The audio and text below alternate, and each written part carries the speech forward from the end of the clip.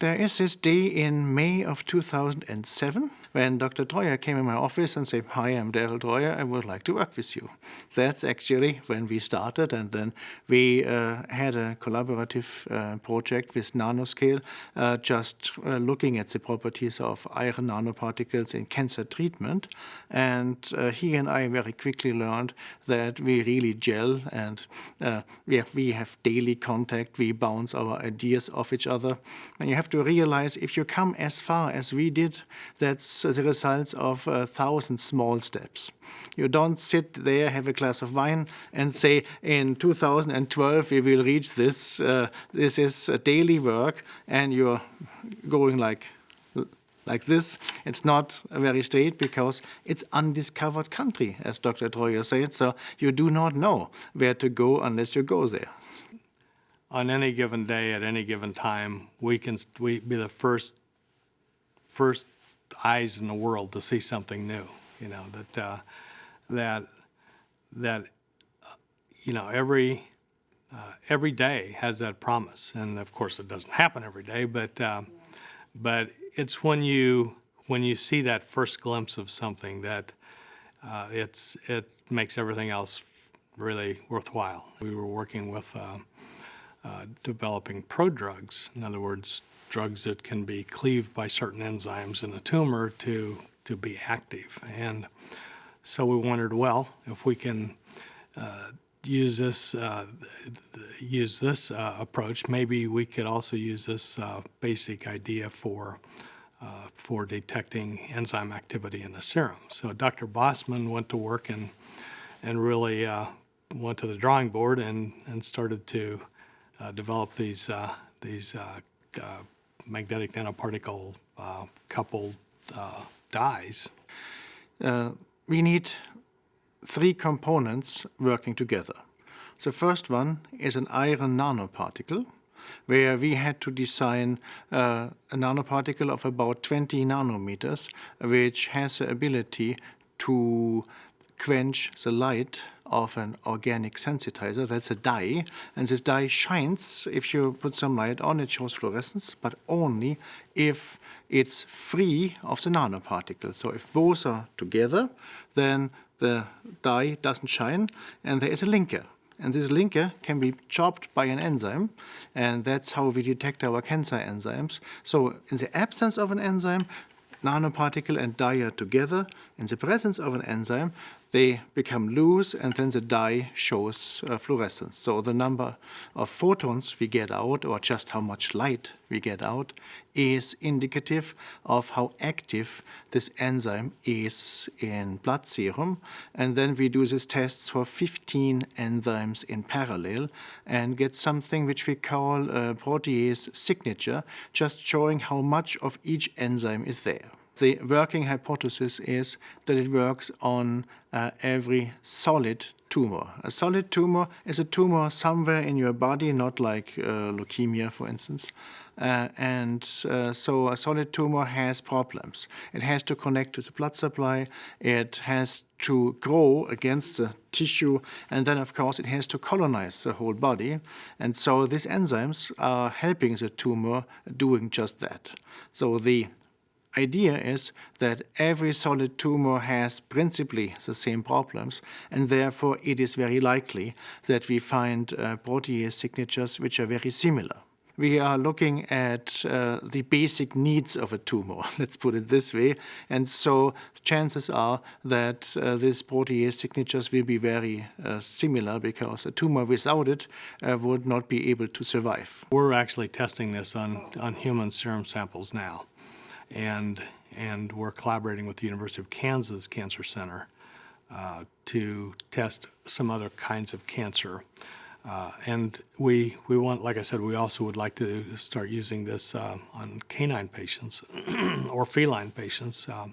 And another aspect that really doesn't involve the serum doing blood tests involves trying to ascertain where a tumor boundary is located. That would be very valuable. Surgeons have always a problem that they have to excise the right tumor. You don't want to excise too much, and you don't want to excise too little. This technology helps to see the exact boundary between cancers and healthy tissue. We do work with an expert in statistics, that's Dr. Gary Gadbury, who is analyzing the data that we have, and we need this independent statistical analysis to be sure that our results are really meaningful.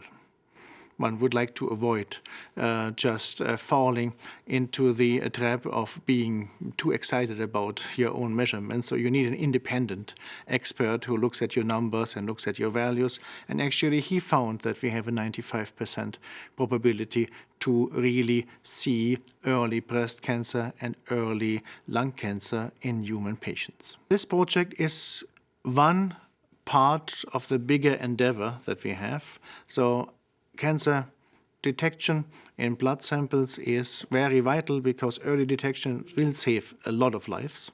We estimate that we can save approximately 50% of lives with the technology that is available right now by recognizing cancer earlier.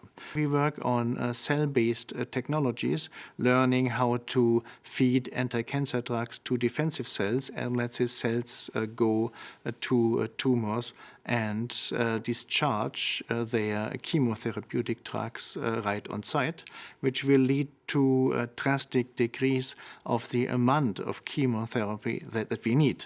We will have 1% or less of a drug, and which means we do not wipe out the whole immune system. And so patients have a much, much better chance to cope with this by hitting cancer much more specifically. But Dr. Treuer is an expert on that. The technologies that we develop have always more than one way to go. Basically, the same nanoparticles can be used in detective units, and they can be used for hypothermia, treatment of cancer, heating these cancers to a point where we activate the immune system. And so it's a fascinating work because from each point you have several ways to go. And of course, funding plays a role in which way we go. And what's most promising is definitely a big decider where to go next. And we have a group which is strong in the biology side and strong in the chemistry side. And we have several individuals which really have been in both of these camps, and that makes it easy to find a common language. I have postdocs in my lab who are also involved. And actually, a couple of very good postdocs came from Dr. Bossmann's lab, so they have a very excellent background in chemistry. And the discussion is very important, and having a group culture, understanding each other, is very important. And you need a year or so because we come from very different backgrounds, not only regionally. He needed, of course, a year before he understood my German accent, but otherwise, yeah. But it's important that if we use a word, we mean exactly the same with that word. And English is, of course, a language which makes it hard from time to time because there are so many meanings to every word.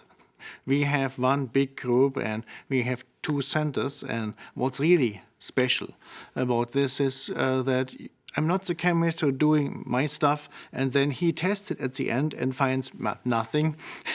We are going back and forth and back and forth. We do early testing, we do animal testing, we get human samples in whenever possible. So you try to make these vital decisions early. So you avoid synthesizing a lot of stuff which doesn't work, and you avoid getting hung up on your own ideas because we keep the components that work, and we have to abandon the components which do not work. Life is too short to have your pet molecule and synthesize 211 versions of it. What's important is to see that if you want to beat cancer, we have to be functional. And you cannot do this without the expert input from the biology, from the medicinal side. And these hurdles at Kansas State are usually very low, and I appreciate that I can collaborate with colleagues. But of course, in Dr. Treuer's, in my case, that's a special case because it works so well. And so much fun to do.